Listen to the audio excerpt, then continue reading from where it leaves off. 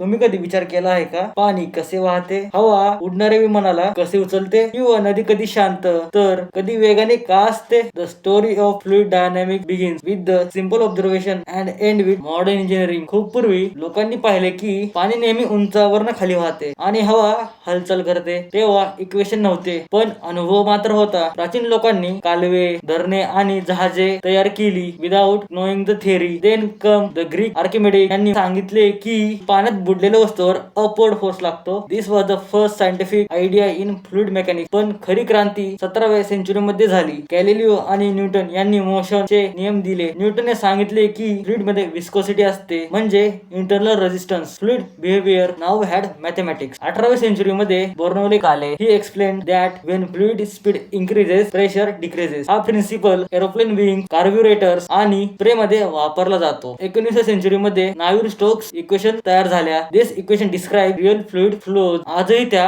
Fully solve करणं कठीण आहे, पण they are the heart of fluid dynamics. In 20th century fluid dynamics entered in a real life. Aerodynamics, rocket, weather prediction, रक्तवाहिन्यांमधील blood flow, सगळीकडे fluid dynamics वापरली जाते. Today computers simulate fluid flow using CFD. Engineers test airplanes, cars and rockets on a screen before building them.